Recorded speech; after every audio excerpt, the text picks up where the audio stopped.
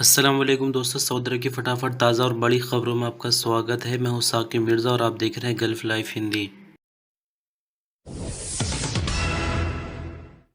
Saudi अरब में अबशिर और तवक्कलना application को मर्ज करने पर गौर किया जा रहा है। तवक्कलना और अबशिर ऐप को मर्ज करने से सऊदी शहरी और अजनबियों को ज्वाइंट प्लेटफॉर्म मिलेगा, यानी जिसके तहत सिर्फ एक ही ऐप पर सभी तरह की सर्विसेज उपलब्ध होंगी। अखबार 24 ने अल अरबिया टीवी चैनल के माध्यम से बताया कि अबशिर प्लेटफॉर्म और तवक्कलना एप्लीकेशन सऊदी अरब में काफ़ी अहम है। अबशिर प्लेटफॉर्म के जरिए जहाँ सरकारी मामला अंजाम दिए जाते हैं, वहीं दूसरी तरफ तवक्कलना एप्लीकेशन खासकर कोरोना वायरस के चलते बनाई गई थी। पहले इस पर कर्फ्यू के परमिट वगैरह भी जारी किए जाते थे और अभी कोरोना वायरस की वैक्सीन का स्टेटस भी इस पर रखा जाता है, यानी दोनों ही एप्लीकेशन पूरी तरह से सऊदी अरब में सऊदी इंटीरियर मिनिस्ट्री इस पर गौर कर रही है और अभी इसका आखिरी फैसला नहीं लिया गया है। आखिरी फैसले लिए जाने के बाद ही मीडिया में ये बात सामने आएगी कि अब एप्लीकेशन का नाम अबशिर ही रहेगा या फिर तवक्कलना रहेगा या फिर कोई और नया नाम जारी किया जाएगा। लेकिन जहां तक खबरों के माध्यम से पता चला है कि इस पर गौर चल रहा है, क्योंकि लोगों को दो एप्लीकेशन इस्तेमाल करनी पड़ रही है। गवर्नमेंट चाहती है कि इसको और आसान बनाया जाए और एक ही ऐप में सभी तरह की सर्विसेज उपलब्ध कराई जाए।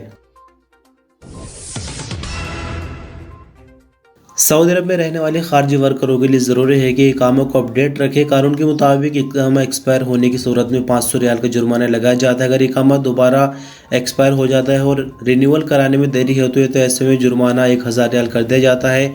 जबकि तीसरी बार अगर देरी होती है तो कानून के मुताबिक खारजी वर्कर को डिपोर्ट किया जा सकता है। इकामा और हुरूफ के हवाले से एक व्यक्ति ने सवाल किया, जिसने पूछा कि स्पॉन्सर ने हुरूफ फाइल कर दिया है जबकि पासपोर्ट और इकामा भी उसके पास है, न वो फाइनल एग्जिट लगाता है और ना ही इकामा देता है। मैं वापस जाना चाहता हूँ, क्या करूँ?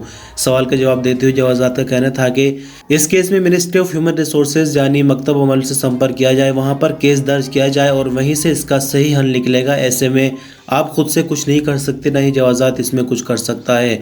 एक और सवाल जवाजात से ये पूछा गया कि इकामा ख़त्म हुए 80 दिन हो चुके हैं, खुरूज नहीं जाना चाहता हूँ लेकिन परिवार की फैमिली फ़ीस भी बाकी है, मैं क्या करूँ? इस हवाले से जवाजात का कहना था कि खुरूज निहाई वीज़ा के लिए ज़रूरी है कि इकामा वैलिड होना चाहिए और साथ ही उसमें 60 दिनों का टाइम बाकी होना चाहिए।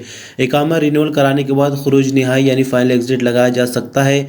जहाँ तक परिवार की फ़ीस की बात है, इसको अरबी में रसूम अल मुराफिकीन कहा जाता है, कि हवाले से ये भी अदा करना ज़रूरी है। फैमिली के लिए डिपेंडेंट की फ़ीस एक बंदे पर 400 रियाल महीने के हिसाब से होती है और जितने महीनों की फ़ीस होगी पूरी जमा करनी होगी। उसी के बाद उनका इकामा रिन्यू कराया जाएगा और फिर खुरूज निहाई लग सकता है। कुवैत में सऊदी एम्बेसी ने अपने सिटीज़न को सऊदी अरब वापसी से 48 घंटे पहले पीसीआर टेस्ट कराने की हिदायत की है। कुवैती एम्बेसी के ट्विटर पर जारी बयान में कहा गया है कि एहतियात के तौर पर कुवैत से सऊदी अरब जाने वाले सऊदी शहरी इस एसओपीज़ पर सख्ती से अमल करें। पैसेंजर्स फ़्लाइट के वक्त से 48 घंटे पहले पीसीआर टेस्ट कराएं। अगर पीसीआर की रिपोर्ट नेगेटिव पाई जाती है तो ही सफ़र कर सकते हैं। एम्बेसी की तरफ से जारी हिदायत में आगे कहा गया है कि 18 साल से कम उम्र के बच्चे इस पाबंदी से बाहर रखे गए हैं, वो बिना पीसीआर की रिपोर्ट लिए ही सऊदी अरब सफ़र कर सकते हैं। आपकी जानकारी के लिए बता दें कि सऊदी अरब ने 9 फरवरी से ज़मीनी सरहदी चौकियों से आने वालों के लिए नए नियम जारी किए हैं, जिनका मकसद सऊदी शहरियों को कोरोना से बचाना है। सऊदी अरब की कई रीजन्स में पुलिस की तरफ से सर्च ऑपरेशन के दौरान बीते हफ्ते के दौरान 13,000 से ज़्यादा गैर कानूनी अजनबी वर्कर गिरफ्तार किए गए। सऊदी प्रेस एजेंसी के मुताबिक इंटीरियर मिनिस्ट्री की तरफ से जारी हफ्तावार रिपोर्ट में बताया गया है कि पुलिस विभागों की ज्वाइंट टीमों ने सऊदी अरब के अलग अलग रीजन से 13,279 इलीगल अजनबियों को गिरफ्तार किया। हिरासत में लिए गए गैर मुल्कियों में से 6,712 इकामा लॉ को वायलेट कर रहे थे। 4,789 गैर कानूनी तौर पर सऊदी अरब की सरहद पार करके आए थे, जबकि 1,778 ऐसे लोग थे जो कि लेबर लॉ को वायलेट कर रहे थे। सरहद कानून को वायलेट करने वालों में 55% यमनी, 42% इथियोपियन और 3% का संबंध बाकी देशों से है। 51% लोगों को गैरकानूनी तौर पर सऊदी अरब की सरहद पार करते हुए इस वक्त गिरफ्तार किया गया जब वो सऊदी अरब से भागने की कोशिश कर रहे थे। पुलिस विभाग की टीमों ने एक हफ्ते के अंदर 10 ऐसे लोगों को भी गिरफ्तार किया जो इलीगल तौर पर रहने वाले खारजियों को ट्रांसपोर्ट और रहने की सुविधा दे रहे थे। सऊदी मिनिस्ट्री ऑफ कॉमर्स ने शॉपिंग मॉल वालों को हिदायत की है कि वो सेल शुरू होने से 2 हफ्ते पहले इसकी एडवर्टाइजिंग ना करें, बल्कि 1 हफ्ते पहले से इसका ऐलान किया जाए। उकास अखबार के मुताबिक मिनिस्ट्री ऑफ कॉमर्स ने अपने बयान में कहा कि शॉपिंग मॉल्स मालिक ग्राहकों को यह भी बताए कि सेल कितने टाइम तक चलेगी, किस तारीख से शुरू होगी और किस तारीख को ख़त्म होगी। साथ ही शॉपिंग मॉल मालिकों को इस बात का भी ख्याल रखना है कि एडवर्टाइजिंग में ग्राहकों के लिए ये भी बताना होगा कि सेल शुरू होने से पहले फला चीज़ की कीमत कितनी थी और सेल के दौरान इसकी कीमत इतनी रखी गई है।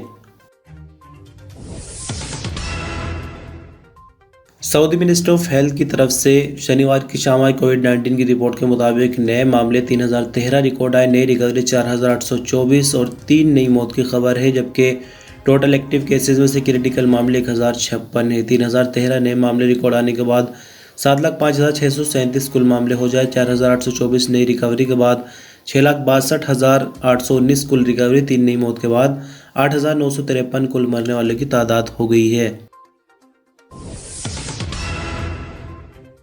सऊदी अरब में ड्रग स्मगलिंग या ड्रग का इस्तेमाल पर पूरी तरह से बैन है। अक्सर आपने सुना होगा कि विदेशों से जो ड्रग आती है या फिर देश के अंदर भी जो ड्रग इधर से उधर स्मगल होती है उसको फ़ौरन ही पकड़ लिया जाता है और कानूनी सख्त कार्रवाई की जाती है। यहाँ पर एक शख्स जो कि सऊदी है वो ड्रग के मामले 5 साल जेल की सज़ा काट कर आया है। वो अपना एक्सपीरियंस बता रहा है। दरअसल आपको बता दें कि सऊदी अरब में ड्रग स्मगलिंग और लूटमार के जुर्म में कैद की सज़ा काटने वाले सऊदी ने अपनी कहानी सुनाते हुए कहा कि उसे गलत संगत ने गुमराह किया था। एक लोकल सऊदी टीवी प्रोग्राम में 5 साल कैद की सज़ा काटने वाले सऊदी ने बताया कि ड्रग लेने की बुरी आदत उसे गलत दोस्त की वजह से पड़ी थी। उनके मुताबिक एक दिन जब नशे के असर से बाहर निकला तो ये देखकर हैरान रह गया कि मेरा बटुआ जिसमें पैसे और बैंक अकाउंट का कार्ड था सब गायब था।